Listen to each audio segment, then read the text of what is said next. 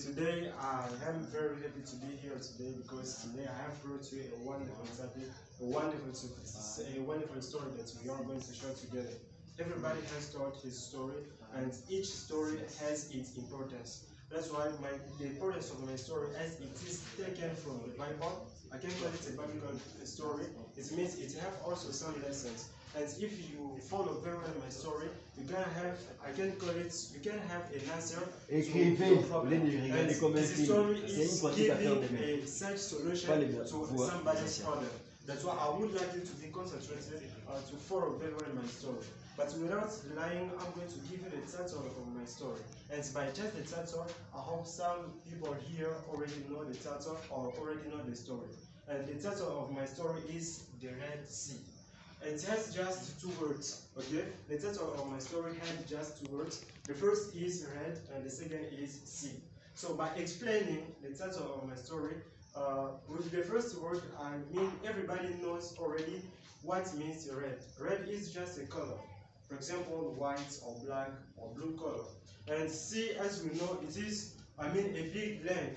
When we speak about lake, I hope that we see a deep water. When somebody, even if you can throw in, you can get in and you can die easily. That is the title of my story. And speaking about some characters that my story has, in my story I have two types or two teams of characters. I first start on my right hand, I start with characters who are in Egypt. In Egypt, I have some characters speaking about Pharaoh and his army. And in another hand, we have other characters who are Israelites. We speak about Moses, we speak about his brothers, even his sister, who is called Miriam. So those are some characters of my story. And once upon a time, it was in Egypt that people were living. They were living over there. They were, Israelites were living in Egypt, but they were living in difficult conditions. What I can call, they were living from hand to mouth. Okay? As it was like this, because they were over there considered like slaves. As we know, everybody knows who is a slave. A slave is someone who is dominated by a such person though. A slave is somebody who has nothing to say in front of people. And a slave also is somebody who is belittled. It means you have nothing to say, you have nothing to avoid, you have nothing to refuse. They were considered in Egypt, Israel people were considered like slaves. And as they were living difficultly, it was not good for them to stay forever over there. It was a good thing for them to go back where they came from. And Moses took the idea to run away. To run away from this slavery. And it's what they have done. But after some days, they went to live near the Red Sea. It is where they were living. But after some days, as I said, the king of Egypt, who is called Pharaoh, noticed that they had no one who could help them. As I said, they were considered as slaves, but they had no one to help them. And he got an idea to say, why do we leave them to go? Or why do we leave these people to go? By this sentence, we understand that Pharaoh, or the king of Egypt, and his servants took the idea to go and to follow them in order to chase after them, in order to come to kill them or to take them so that they may come back in their country in order to continue by being slaves. But by getting the idea, they got ready and they prepared their war carriers, they prepared his army, the king prepared his army, and they decided to go and to chase after them. But where Israelite people were living, from far they saw the army of the king was coming from far. But what they said, they went quickly to Moses. They told him, Moses, what do we see? What do we see? Why those people are coming to chase after us? It was a problem for them. Why? Because they found that they were in deep water. When I said they were in deep water, it means they were in difficult situation. It means Moses could look for something or could look for a solution so that they may be saved. They told him, Moses, don't you see that we are in deep water? Don't you see that we are about to die? Don't you see? And they told Moses, why didn't you leave us to live in the country? Why did you prefer us to come here? Because over there, even if we were slaves, it was good. But you see here, we are about to die. Do you know the answer of Moses? Do you know the answer of Moses? No. Okay, Moses, by answering, he said, don't worry. No one is going to take your bucket. It is what Moses said to tell them, don't worry, don't be afraid. Because they knew that when they are afraid, perhaps they can kill them, they can do something to them. But as Moses knew with his God that they will do nothing to us. Even if they had one foot on the ground.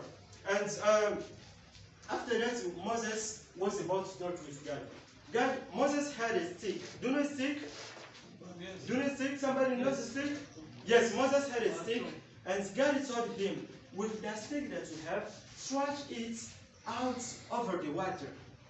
Did you catch what I said? God told Moses. He told him, take the stick that you have, stretch it out over the water. I mean, out over the Red Sea. This is what Moses did. And after that, when Moses did it, God himself caused, do you know what God caused? God caused a strong east wind to blow. God caused a strong east to blow. And after that, it was a water were parted. Water were parted. It means water separated, water divided. This water, I say, is about the Red Sea. It means the Red Sea separated. We had two places. It had up to both sides. It means from there, there were a place in the middle that if even you can even walk, you will not die. You can get in, but nothing will happen to you.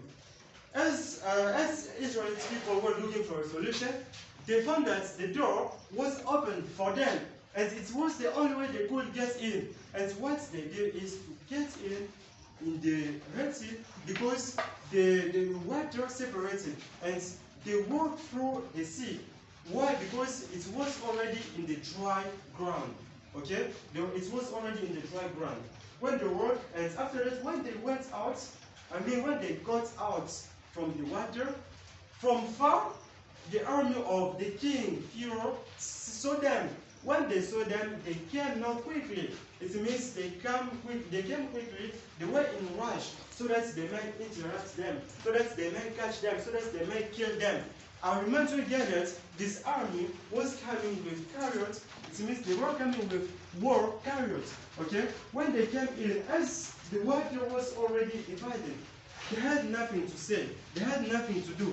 They were just about to get in and to follow them so that they may kill their slaves. So what they have done is it, and when they were in, as the ground was already dry, it means they were already in the dry ground, they get in. But what happened, you and I perhaps we know it. Do you know what happened? Do you know what happened? When they were in this water, God himself, okay, God himself caused again the wheels in their chariots. It means the chariots or the war chariots were not able to work as it was working before. It was not able to do something as it was doing before. But as it was like this, it was the plan of God. Okay, it was the plan of God to cause this hill to their chariots. And they found that they are demented. They found that they had nothing to do. The soldiers saw that they are in the end. So what they said, do you know what they said? Do you know what they have said? They said, oh, God is fighting for these people to us. God is fighting for these people to us. Because they saw that how these people just passed here, but nothing happened. What just when we want to pass, when we are about to go, why do we have this problem? And it was already late for them. They were about to come back where they came from in order to be saved. But their goal, as I told you, was about to chase after those people in order to kill them, in order to catch them. But when they saw that they were limited, it was impossible for them to continue or to come back where they came from. What happened, you and I perhaps will know it, it means all of them were thrown in the water. All of them died. It is what is characterized my story. Those army was chasing after those people, all died in the water. And by not forgetting the last word, by saying God is fighting those people, God is fighting for those people to us. It means God was for their team. It is what is my story. And what those people said, what Israel people said, what people of Moses said was, they were just about to see the victory. As I told you from the beginning that Moses had even a sister who was called Miriam. She was singing to say that, oh, God is good. Because first they were in slavery, they were suffering, they were slaves. But they were in deep water, as I told you. But as God saved them, it was a victory for them, and they sang for God. This story is very honest. As I said from the beginning, it was an answer to somebody's problem. It was an answer to somebody's problem, and it was a solution to someone's situation. Do you believe in that? Do you believe in that? Okay, that is all about my story. Okay, thank you.